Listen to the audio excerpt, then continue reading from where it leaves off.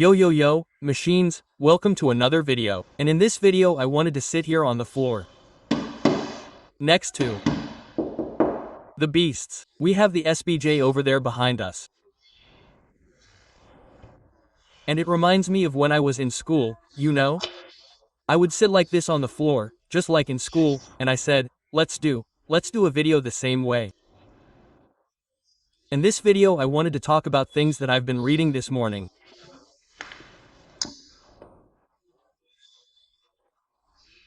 In the Bible about Paul, the letter he wrote, well, the many letters, he wrote 13 letters, books, whatever you want to call them, and he was reflecting on how crazy, how happy he was in such a situation. I mean, you can't be in a worse situation. Imprisoned in an unjust way, he was imprisoned in Rome in an unjust way and he was awaiting the death penalty, that is, to die. I mean, there really can't be a worse situation than that.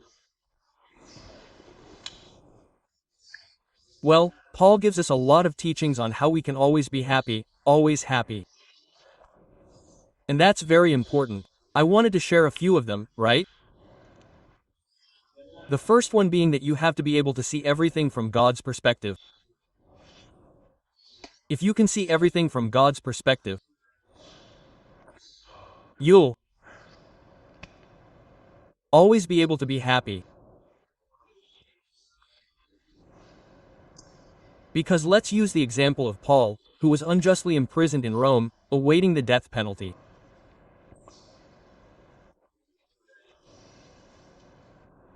And he was happy. Why? What Paul really wanted to do was make an impact, to share the good news of Jesus Christ with the world, to bring more people to Jesus. That's what he wanted to do. And his plan was to do it by having a massive event in the Colosseum. That was like his dream. And he ended up in jail. In a maximum security prison for royalty where they changed the guard every 4 hours. So he was there for, I don't know how many years, maybe 3 or 4 years. The thing is, imagine how many guards he had the opportunity to speak to and really share the good news and the message, and that caused royalty to convert and start believing in Jesus because he was talking to guards from the royal palace, right? Well, whatever you want to call them, the highest ranking people in that empire. And he really achieved his goal.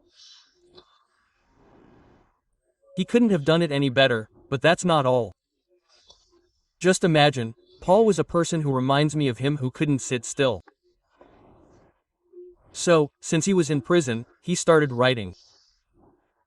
And that's where Paul literally wrote 13 of the letters, 13 of the books of the New Testament.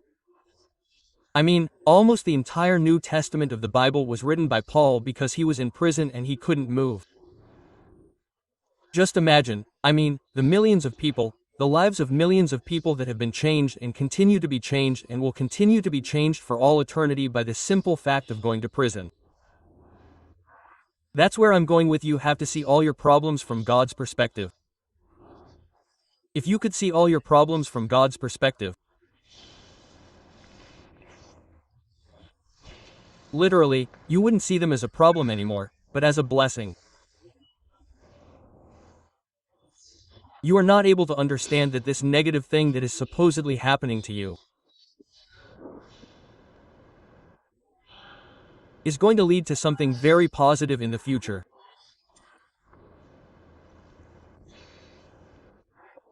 There is a strange reason in this world where people want fast, easy, and tomorrow abs.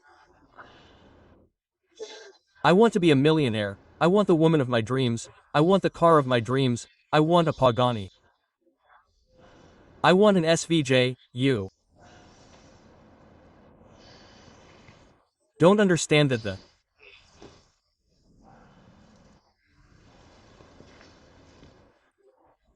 beauty of these things, the beauty of this physique that I have right now, okay? The beauty of this Pagani, the beauty of that SVJ.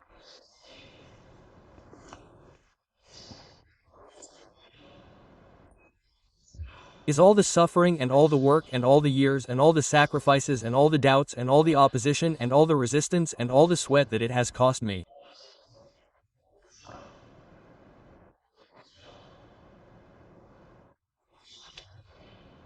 That's also why that's why it's so awesome to have abs.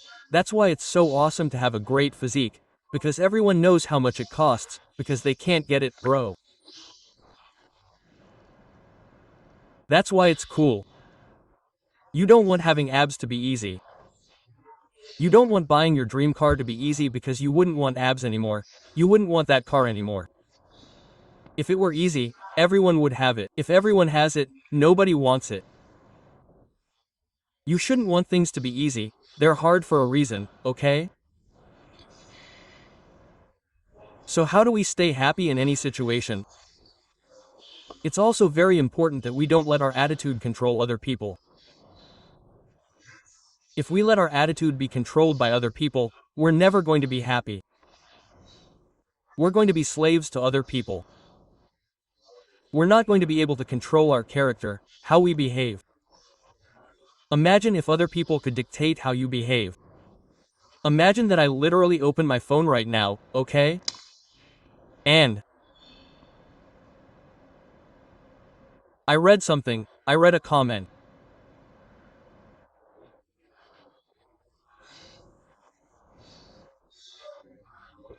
And it makes me feel really bad, and so I get on my bike, because now I'm going to go to the gym and I'm really in a bad mood, like driving my bike after all the work I've had to do in my life, after the life I've created so that a person I don't even know, who has a shitty life, can control my attitude.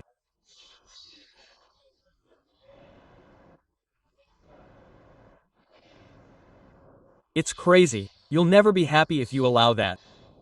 Absolutely never. Okay.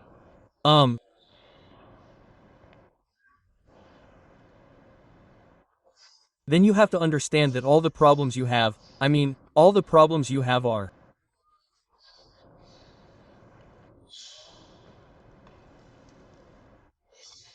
hope for other people.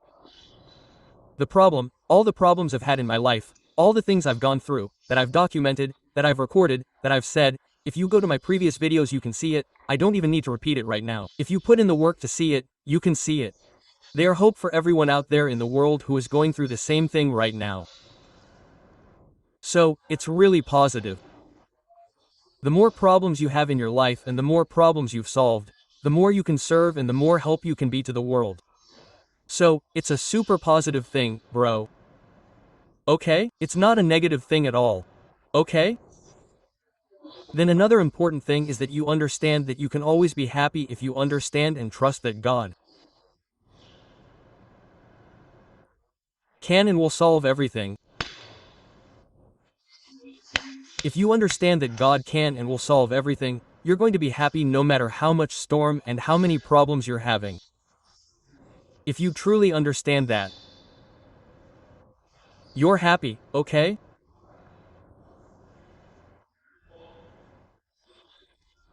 Then, another important point is that you focus on the purpose, not on the problem.